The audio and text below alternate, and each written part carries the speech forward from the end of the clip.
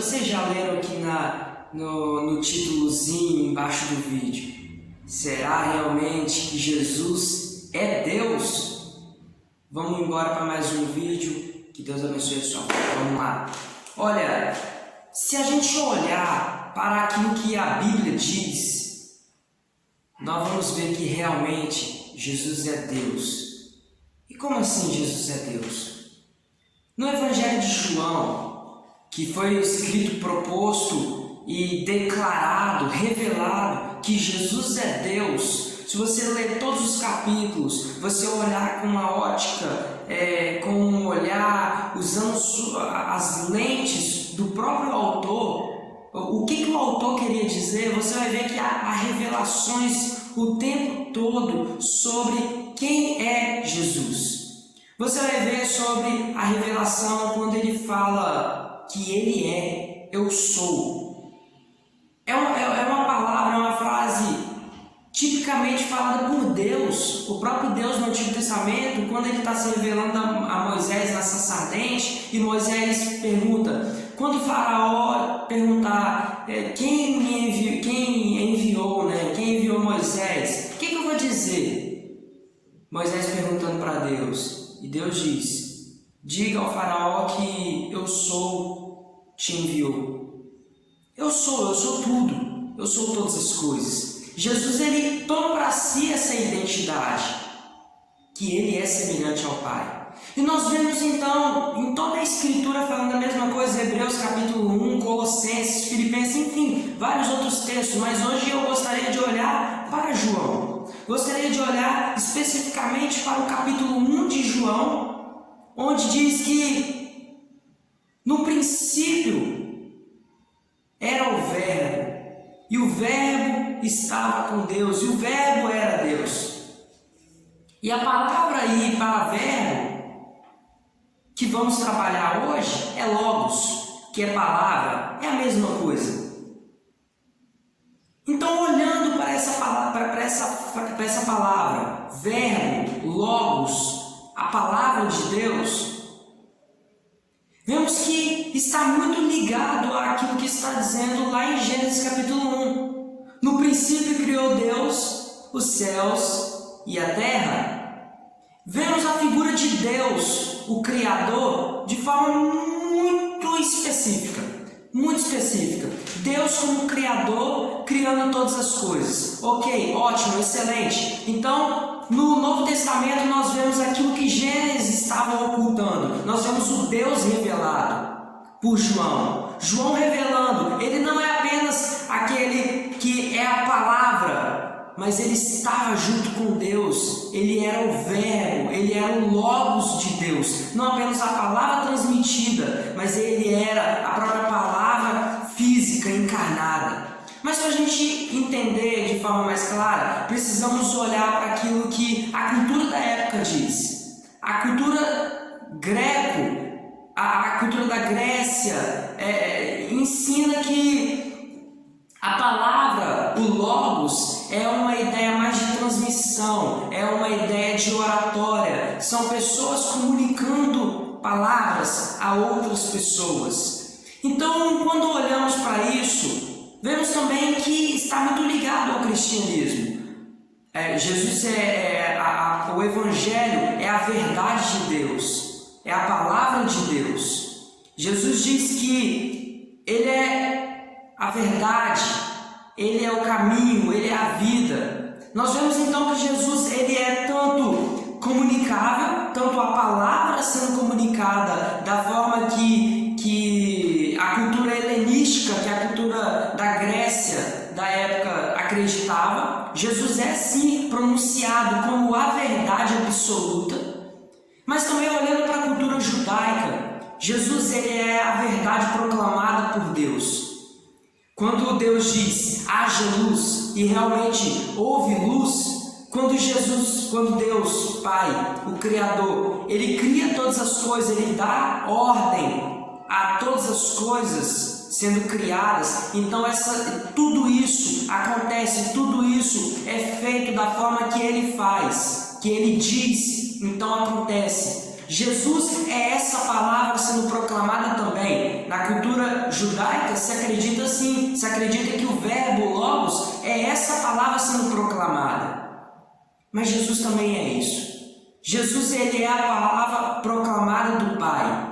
Ele é a profecia, ele é o dito oficial do rei. Mas ele também é a palavra, o logos encarnado. Ele é aquele que não apenas estava na palavra do Pai, mas ele se tornou homem e veio até nós. A palavra ideal aqui é encarnado, é o logos encarnado. É aquele que se reveste de carne humana e vem até nós. E ele toma então sobre si todas as nossas aflições, as nossas dores. Por quê? Qual é a linguagem aqui? A linguagem é de alguém que veio até nós. Ele passou por todas as coisas como nós estamos passando por dificuldades, dores, sofrimento. Ele não é uma palavra que não existe. Por exemplo, quando eu falo aqui para vocês, estou comunicando verdade, estou comunicando textos, estou comunicando frases, enfim. Tudo isso que eu estou falando para vocês, embora seja verdade, é algo que você não vê. Eu não estou falando algo que está saindo algo da minha boca e sendo construído. Não existe isso. Quando Deus diz em Gênesis que haja luz, quando Ele dá a ordem da sua boca, então começa a se criar todas as coisas. Quando a gente olha para Gênesis nesse sentido, é exatamente isso que acontece ali em Gênesis. Agora, quando a gente olha para João, a gente volta para João, então nós vemos ali João dizendo que no princípio era o verbo, no princípio era a palavra, no princípio era o logos, no princípio era Jesus. O verbo estava com Deus, Jesus estava com Deus e Jesus era Deus. Vemos então a revelação da divindade de Jesus. Nós vemos aqui que Jesus, ele é o próprio Deus, ele é o Deus que fala, ele é a palavra proclamada por Deus e ele é a palavra que se torna carne, que se torna ser humano e vem até nós. Por isso que vemos nas Escrituras que ele é a expressão exata do ser de Deus, em Hebreus diz isso, que ele sustenta todas as coisas pelo poder da sua palavra, e ali está claramente falando sobre Jesus. Quem sustenta todas as coisas? Se a gente olhar para Gênesis, a gente vê que Deus criou todas as coisas pela sua palavra. E ele mesmo sustenta todas as coisas pelo poder da sua palavra. Colossenses está falando sobre a pessoa de Jesus. Entende, queridos, que Jesus, ele é o divino. Ele é Deus. E o que isso tem a ver com a nossa vida? O que isso está claramente nos comunicando? O que isso nos comunica? Comunica graça. Comunica que diante dessas verdades nós somos chamados a tomar uma postura, a tomar uma posição. E aí você vê a verdade de Deus. Se Jesus realmente ele é Deus, então nós devemos viver da forma que ele disse que deve ser vivida. Mas se Jesus não é Deus, se Jesus foi apenas um homem, se Jesus foi apenas um profeta, então tem algo de muito errado. Tem algo de muito errado porque ele vai ser simplesmente um homem. E nós não seguimos homens, nós seguimos a Deus, nós seguimos a uma divindade. Na cultura pagã, os pagãos, os ímpios, aqueles que acreditam em mitologia, enfim, seguem aqueles deuses, pois acreditam que eles têm atributos, eles têm algo diferente que eles não têm.